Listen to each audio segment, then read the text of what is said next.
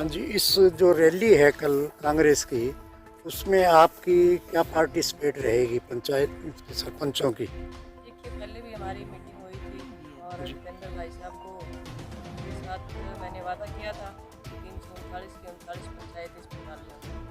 तो हमारा जो मेन लक्ष्य है वही है 339 पंचायतें और उनके साथ हम ग्रामीण जुड़ते हैं, क्योंकि ये जो रैली है वो किसान मजदूर की रैली है। तो जब भी हमने लोगों के बीच में गए और लोगों को निमंत्रण दिया तो हर नागरिक इस रैली में साथ जुड़ के आ रहे हैं। जिले से ही आएंगे या बाहर से भी आएंगे? नहीं नहीं, ये सिरसा जिले की रैली है और सिरसा जिले का ही जो नागरिक होगा इसके।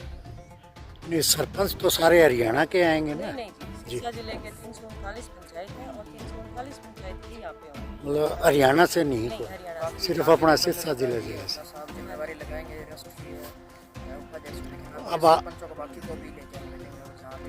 नहीं, अब आपकी क्या ड्यूटी लगाई गई है? देखिए, हमारी ड्यूटी मेन सरपंचों में फोकस है हमारा कि इस रैली के अंदर सरपंच सारे पहुँचे और जो आम ग्रामीण है, क्योंकि मैंने किसान आंदोलन भी लड़ा है और किसानों के साथ भी जुड़ी हूँ, तो मैं किसानों को भी यही न्योता दे रही हूँ कि आप इस रैली के अंदर बढ़ चढ़ के भाग लें, क्योंकि ये किसान के मान और सम्मान की रैली है और उनको श्रद्धांजलि देने के लिए सारे किसान हमारे साथ जुड़ के और इस रैली में पहुँचने का काम करेंगे। ये रैली एक जैसे समाज के अंदर बहुत बड़ी रैली होगी।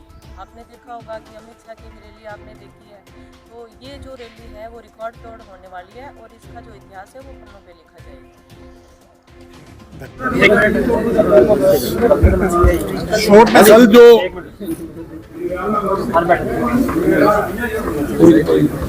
कल जो रैली होने जा रही है,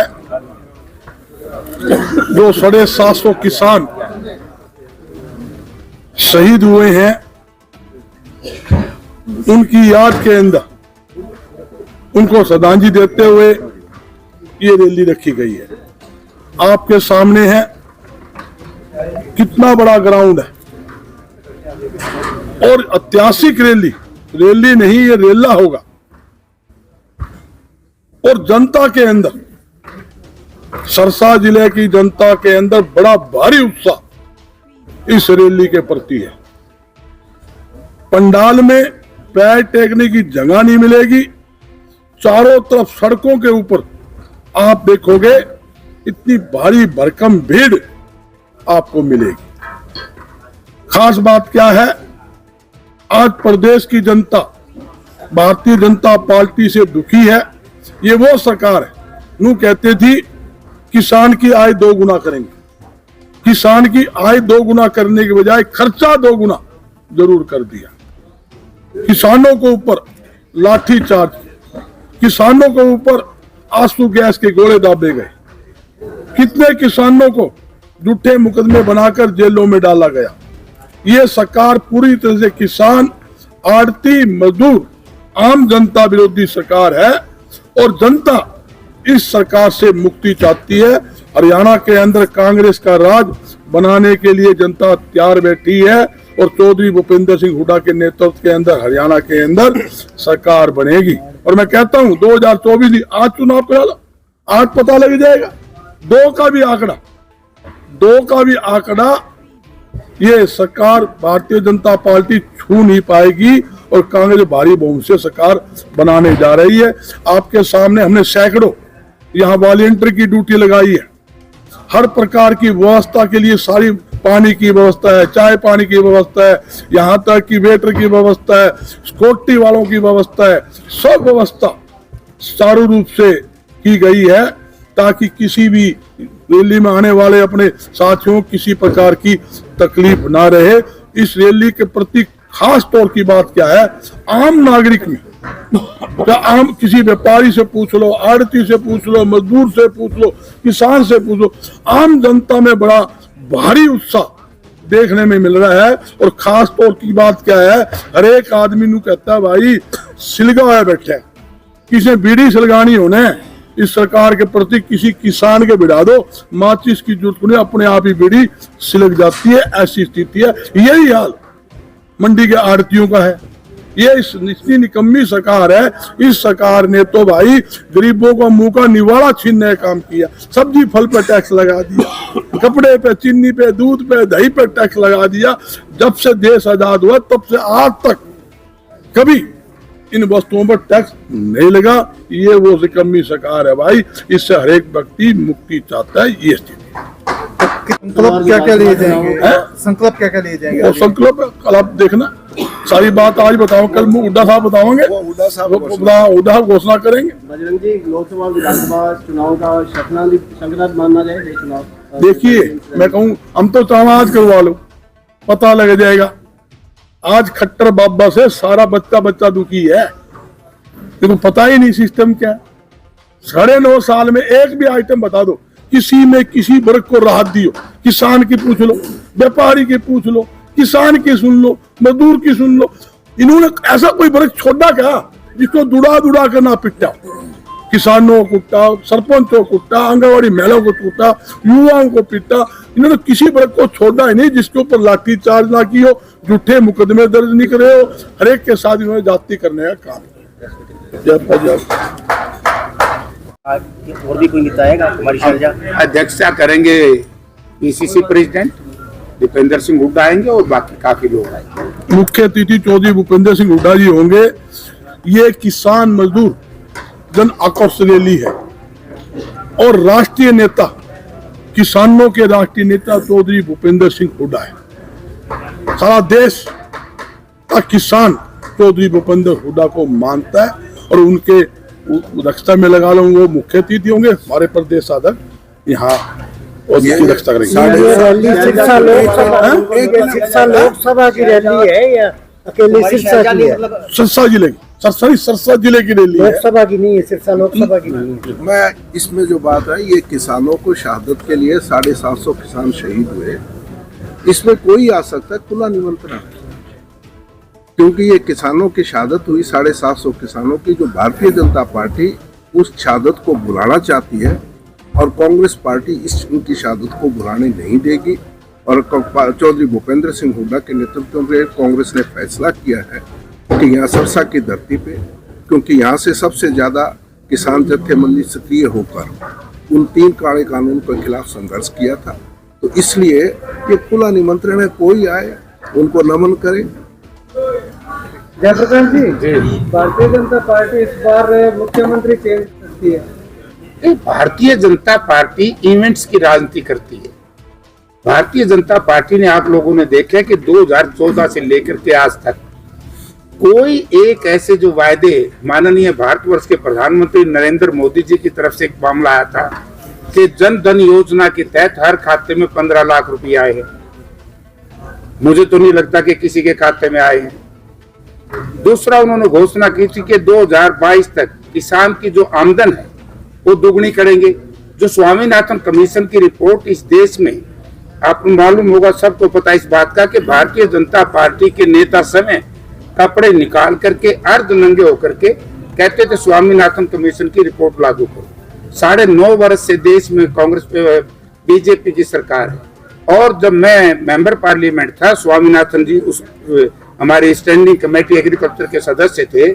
चौधरी भूपेंद्र सिंह हुड्डा के नेतृत्व में ग्रुप ऑफ चीफ मिनिस्टर का एक समूह बना था, तो उसमें हुड्डा साहब ने तकरीबन, उसमें 100 कुछ मद हैं, उसमें से 3 मद को छोड़ करके C2 फार्मूले की जो चर्चा बार बार करते हैं सब लोग, उसको छोड़ करके सारे मद कांग्रेस सरकार ने लागू कर दिए थे।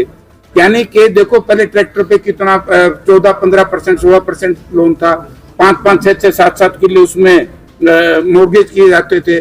उसके बाद शॉर्ट टर्म लोन, ये उसी के एक अंग है। शॉर्ट टर्म लोन हुड्डा साहब जब चीफ मिनिस्टर थे, विदाउट इंटरेस्ट, आप लोगों को मालूम। ये बात ठीक है कि जनता ने किन्हीं कारणों से एक निकम्मी सरकार का गठन कर दिया। हरियाणा में जो हुड्डा साहब ने short term loan cooperative society का विदाउट इंटरेस्ट, बिना ब्याज के किया था, अब की बार इन्होंने ब्याज भी ले लिया।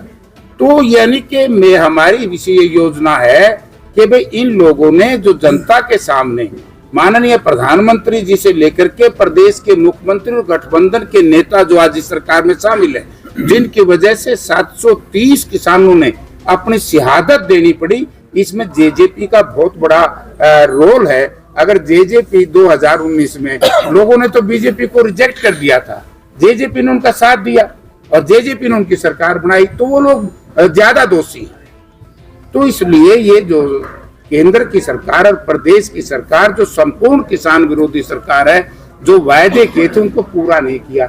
इसी को अगर मैं संदर्भ कर दूं, क्लब हो जाए, तो पिछले दिनों लोकसभा में, यानी कि देश की आजादी के बाद सबसे खतरनाक जो इंसिडेंट हुआ है इस लोकसभा में हुआ है, यानी कि सिक्योरिटी लैग, सुरक्षा में चूक, और भारतवर्ष के गृह मंत्री बयान नहीं देते। इससे बुरी बात हो सकती है? यानी कि संपूर्ण तानाशाही। तो इसके इन सब चीजों के विरोध में किसान के साथ जाती हूँ, उनको नमन करने के लिए। जैसे डॉक्टर केवी सिंह ने कहा कि बात ठीक है कि हम तो उसको नमन कर रहे हैं, बीजेपी चाहती है। ये तो बार बार कभी जात के नाम से, कभी धर्म के नाम से, कभी किसी के नाम से, कभी क्षेत्रवाद के नाम से हर रोज ड्रामों की राजनीति करती है। आपने देखे फर्क? ये इनका फेलियर का काम है। चाहे 3 स्टेटों में इनकी गवर्नमेंट बन गई, जैसे आदमपुर बाई इलेक्शन आप सब लोगों को याद होगा, कांग्रेस पार्टी सैद्धांतिक तौर से, कॉन्स्टिट्यूशनल तौर से चुनाव हम हार गए, लेकिन जो रिजल्ट आए, कांग्रेस की तो हवा बनी कि दलित और पिछड़ा सारा कांग्रेस के साथ लग गया, ओपन हो गया, और बीजेपी का ग्राफ गिरा। तो इसी तरीके से 3 स्टेटों में उनकी सरकार बनी, लेकिन जो हमारे हरियाणा से सटे हुए इलाके हैं, गंगानगर से लेकर के अलवर तक, 34 में से 29 सीट कांग्रेस पार्टी ने जीत ली। वो क्यों जीती? क्योंकि जो समीकरण है वो इस तरह का था, और इसलिए मोदी जी को इस बात का भय है कि 225 सीट दक्षिण भारत की हैं, समेत वेस्ट बंगाल की। 225 सीट में से 25 सीट भी बीजेपी नहीं जीत पाएगी, 200 इंडिया गठबंधन जीतेगी। उस बिहार और झारखंड, उनमें इनकी बुरी हालत है। ये तो अब जेब पिटा रहे हैं। अब उन बच्चों को लेकर के, ये मैं मानता हूं कि उन्होंने कानून को हाथ में लिया, लेकिन जिस व्यक्ति ने उनको पास दिया, अंदर जाने की इजाजत की, ये है भेदभाव बीजेपी का। यानी कि जो उनके मेंबर पार्लियामेंट है, उनको तो कोई सजा नहीं, उनकी तो कोई गिरफ्तारी नहीं। उन बच्चों को गिरफ्तार कर लिया, उन बच्चों के ऊपर देशद्रोह के मुकदमे, टेररिस्ट एक्ट जो लगाते थे टेररिस्टों पे, वो लगा दिए। तो इसलिए विपक्ष के लोग यही बात कर रहे थे, विपक्ष के सांसद, कि भाई आप बयान दो गृह मंत्री जी, ये सारी चीज है क्या? उसको छुपाने के लिए नया आया इवेंट्स पॉलिटिक्स करते हैं। हमारे माननीय उपराष्ट्रपति जी बीच में आके, उपराष्ट्रपति जी उपराष्ट्रपति हैं, लेकिन उपराष्ट्रपति जी को उस वक्त, और हमारे उन लोगों को जो आज इस बात की चर्चा करते हैं, कि वो याद नहीं आया जब देश की पार्लियामेंट का उद्घाटन हो रहा था। लोकसभा के स्पीकर साहब तो बुला लिए, राज्यसभा के चेयरमैन तो नहीं बनाए, वो नहीं बुलाए ना। तो अपमान तो उस दिन हुआ डिप्टी स्पीकर का, तो सॉरी उपराष्ट्रपति का, उस दिन अपमान हुआ। अपमान तो उस दिन हुआ राष्ट्रपति जी का, जिसको महामहिम कहते हैं, प्रथम नागरिक है हमारी, दलित और आदिवासी समाज से आती है, उनको नहीं बुलाया गया। यानी कि दो काम करते हैं, चितबीन का पटबीन ड्रामा करते हैं। उनको सबको बातों को लेकर के ये काम यहाँ शुरू हुआ है, और अब जनता के सामने सब चीजें खुल गई हैं। अब तो इनने मेरे ख्याल भागना ही पड़ेगा। अभी आप कराई जाएगी जिन लोगों ने भ्रष्टाचार के माध्यम से इस प्रदेश की अथाह संपत्ति को, धरोहर को, दौलत को लूटने का काम किया, उन लोगों के खिलाफ भी कानूनी कार्रवाई की जाएगी। जिन्होंने जनता से वायदे करके वोट ले लिए और ठगी करके भाग गए, यानी कि इन्हीं लोगों को लाइसेंस है। तो इसलिए भाई ये तो बोखड़ा के बार बार के 3 राज्य, अरे वही रिजल्ट जो अपने 7 लाख दे इलाके हैं, नौर का आपने देख लिया रिजल्ट, संगरिया का आपने देख लिया, और सबसे खतरनाक चुनाव था तारानगर में, तारानगर, तो वहां का देख लिया। बीजेपी के जो चीफ मिनिस्टर के उम्मीदवार थे बाबा जी, बड़ी मुश्किल तो भाज के जान बचाई तो कांग्रेस की हवा है वो गिरी नहीं है। ये तो कहीं कहीं गड़बड़ कर लेते, तन पता बुकाए बुकूले यार, अब ने बताओ धर्म का राजनीति का खेल है। और मैं आपके माध्यम से बीजेपी के लोगों को चेताना चाहता हूं कि हिंदू धर्म के ठेकेदार आप नहीं हो। हिंदू धर्म हिंदुओं का है, और जिस भी व्यक्ति ने धर्म का दुरुपयोग किया, राजनीति के रूप में इस्तेमाल करने का प्रयास किया, उससे धर्म कमजोर हुआ है। मैं देश की जनता से निवेदन करूंगा कि ये लोगों को धर्म को कमजोर कर रहे हैं बीजेपी। और अरे भाई, राम हमारा भी है, राम उनका भी, उनका रामलला हमारा राम है, इतना फर्क है बस। अरे क्या सुलाना, आपको याद होगा देश की आजादी के बाद सरदार पटेल ने सोमनाथ जी मंदिर में शिव महाराज का मंदिर बढ़ाया था कि नहीं? कभी चोर आए थे थारा पे? कभी दिए आए थे? ये वही ड्रामा कर रहे हैं, दीपक जलाओ, ताली बजाओ, थाली बजाओ, तो सारा देश मरवा दिया। एक की बार इन पे लोग विश्वास नहीं करेंगे, ड्रामे बताना, इवेंट्स की राजनीति करते हैं। ये बताओ कितने बच्चों को रोजगार दिया, ये बताओ कानून व्यवस्था की स्थिति क्या है, बेरोजगारी दर क्या है, प्रति व्यक्ति आय क्या है, ये चीजें हैं जो। तो इसलिए इस रैली में सारी चीजें सामने आ जाएंगी। इस रैली के बाद ये एक छोर से, यानी कि डबवाड़ी से जब बंदा चलेगा तो ये सीधा चंडीगढ़ के दरवाजे खुलेंगे और सरसा जिला से चली हुई हवा दिल्ली में दरवाजा खोलेगी सत्ता का और चंडीगढ़ में। धन्यवाद।